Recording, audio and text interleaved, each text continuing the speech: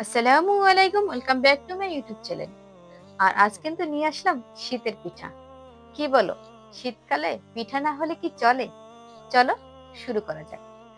প্রথমে আমি গাজরগুলো নিয়ে নিচ্ছি আর একটু আঁচড়ে নেব।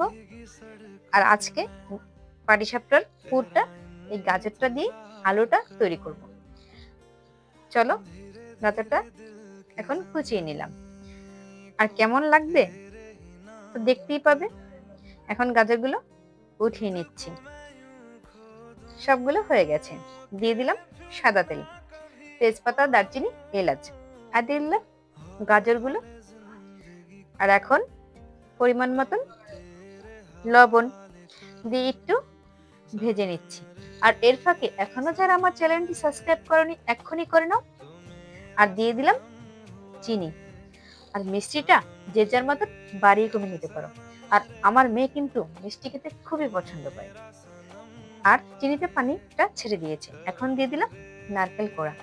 এটাও আমি ভালো করে মিশিয়ে নিচ্ছি। দিয়ে দিলাম গুঁড়া দুধ। আর গুঁড়া দুধটা দিয়ে ভালো করে নেড়ে চেড়ে নিচ্ছি। আর আমার ভিডিওটা যারা দেখো তারা প্লিজ তোমাদের বন্ধুদের মধ্যে আমার চ্যানেলটা শেয়ার করে দিও। আমার 1000 সাবস্ক্রাইবার তো অনেক দূর যেতে হবে। আর তোমরা যদি আমার পাশে না থাকো আমি কিভাবে পৌঁছাবো? আর এর মধ্যে দিয়ে দিলাম কাঠবাদাম আর চীনাবাদাম আর কিশমিশ দিয়ে আবার একটু নেড়ে চেড়ে নিচ্ছি। আর দেখো কতটা সুন্দর হয়েছে। কি খাবে না কিট্টু? দেখতে কিন্তু মাশাআল্লাহ। এই গাজরের হালুয়াটা দিয়ে আমি পাটিসাপটাগুলো তৈরি করব। চলো, বাটিতে আমি 2 কাপ চালের গুঁড়ি আর 1 কাপ আটা দিলাম। আর পরিমাণ মতন চিনি আর দিয়ে দিলাম লবণ। আর আমি দুধটা জাল দিয়ে রেখেছিলাম হালকা গরম। আর দিয়ে দিলাম আবার একটু দুধ লাগবে। আর ব্যাটারটা বেশি ঘন না, পাতলা না, দেখে নাও। এখন ব্যাটারটা দিয়ে একটু পাতলা রুটি তৈরি করে নেব। আর রুটিটা কিন্তু গোলাকার হয়ে গেছে। এখন দিয়ে দেব গাজরের হালুয়াটা। একটু হাত দিয়ে চেপে লম্বা করে বসিয়ে দিলাম। আর এখন আমি রোল করে নেব।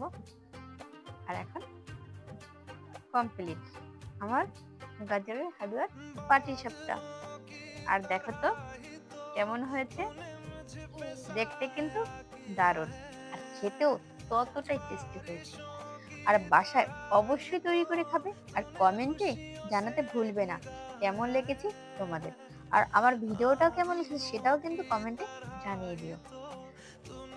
আর এখনো যারা আমার চ্যানেলটি সাবস্ক্রাইব করনি এক্ষুনি করে নাও। আর যাওয়ার আগে একটি লাইক দিয়ে দিও প্লিজ। ভালো থেকো। আল্লাহ হাফেজ।